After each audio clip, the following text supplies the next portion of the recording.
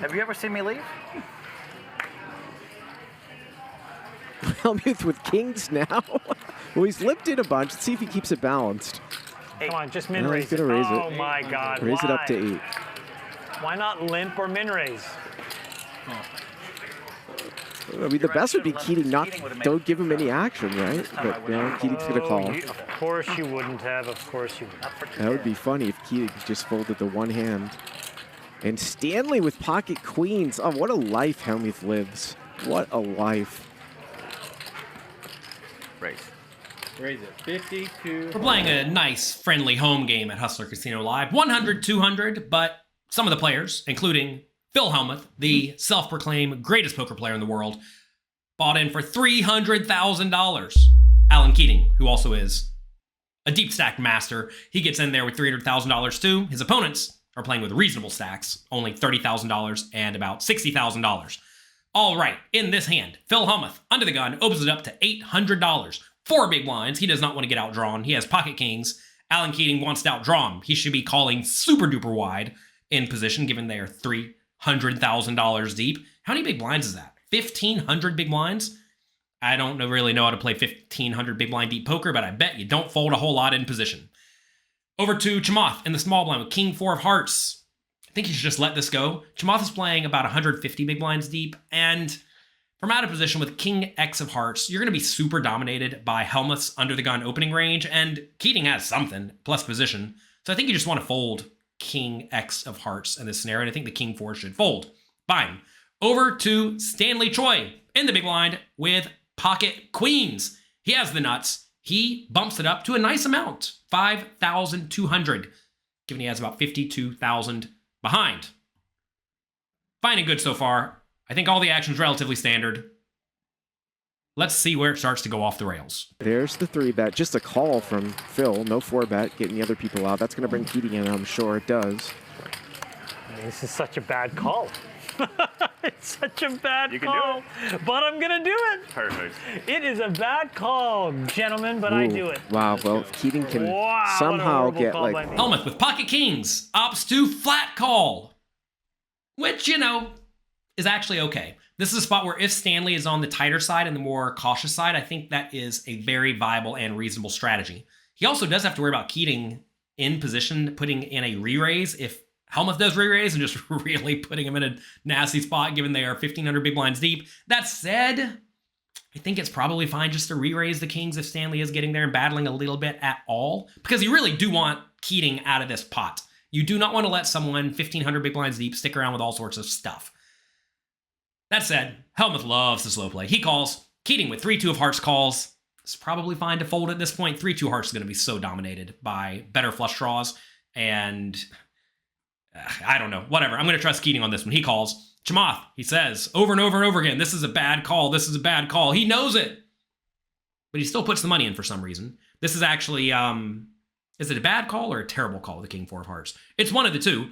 Obviously, in this time, if he gets a flush, he's going to win a bunch of money. But this is a spot where Stanley's range is going to crush your king. You're going to be so dominated. Hellmuth's calling range is going to crush your king. So this is a spot where you just have to get out of the way, especially when you are out of position. If he was in position, maybe he can splash around, but you just have to fold this. But he does not. He came to gamble. He didn't come here to fold. And we finally go to the flop 4 ways. Pot's going to be about $21,000. A couple of deuces or a couple of 3s on the flop. We'll see some. Horrible. We'll see a big pot here. Nope. Check. Check. And how much is Stanley Choi going to lose here on this hand against Phil Hellmuth? 5,000. He only started with 50,000, 5,000 in a call.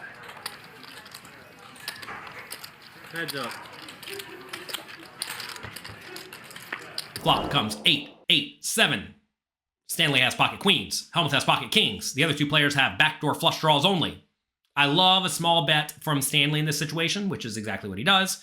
I think Hellmuth should just call. He wants to keep Stanley in with all sorts of nonsense. And if everyone goes nuts, Hellmuth could maybe even find a fold here. Like imagine Keating puts in the raise, as he will do with a bunch of straight draws and a bunch of 8s.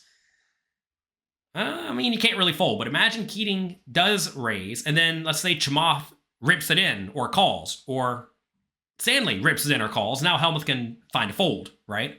So I definitely do like just calling by Hellmuth in this situation because he's probably still going to win a large pot off of Stanley whenever the other two players fold. And if everything goes nuts, maybe he can find a way to get out of the way with pocket kings when they are drawing thin or dead. He does call. The other two players, they realize backdoor flush draw is probably no good at this point. They get out of the way, and we head to the turn. And the queen on the turn. Oh, we're going to see some steam. Check. He's going to check, and Hellmuth checks The behind. turn is a queen, and somehow, some way, Stanley decides to check. I don't fault him for the check, because whenever you do have the top full house, it's usually very, very difficult to get paid off.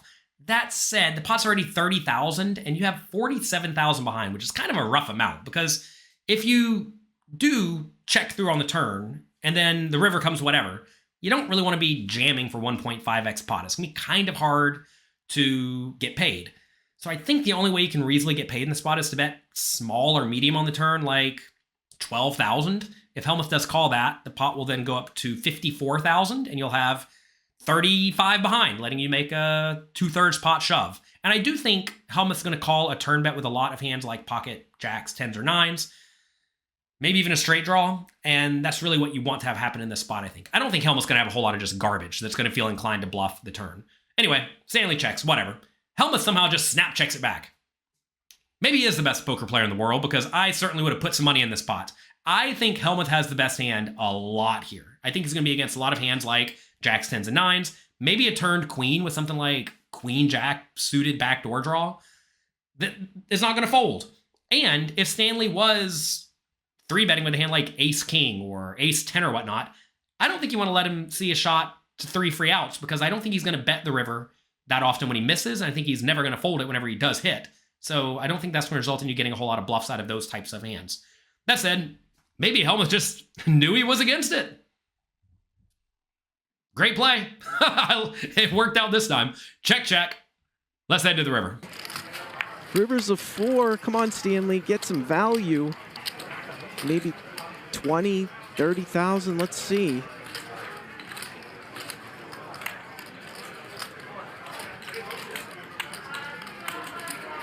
That 21. All right, 21,000. Wow.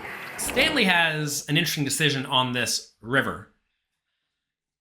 I think he probably wants to bet tiny. And the reason I think he wants to bet tiny is because he really wants to try to induce a raise from anything. And I think when most people bet tiny on this river, in this situation, the pot's 30,000. If he bets something like 6,000 or 4,000, I think a lot of players, especially players who like to put people on hands, will shove or raise for thin-ish value and very often as a bluff.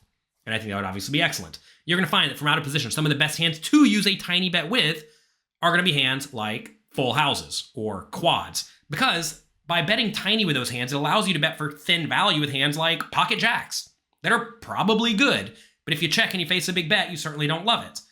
So I think, assuming we're trying to play anywhere near fundamentally sound poker, I think a tiny bet here is quite nice, because that will induce some bluff raises and will also induce some thin value raises.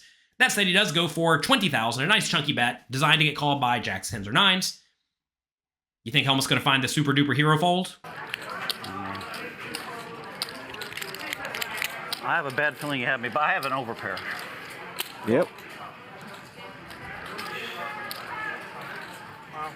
Wow. Come on, this mother. What's that? What's that? Ah! I had a bad feeling when I joked I was going to get up. But if a queen doesn't come, I'm going to beat him for 70,000. Hellmuth has had a bunch of one-liners in poker that are pretty memorable. I want you to recall your favorite Hellmuth one-liner and write it in the comment section below. Wait, you're telling me that if the queen doesn't come, your kings beat his queen? No, I'm telling you I'm going to beat him for 70,000. That's what I'm telling you. Stop. You're just not believable anymore, okay? Stop.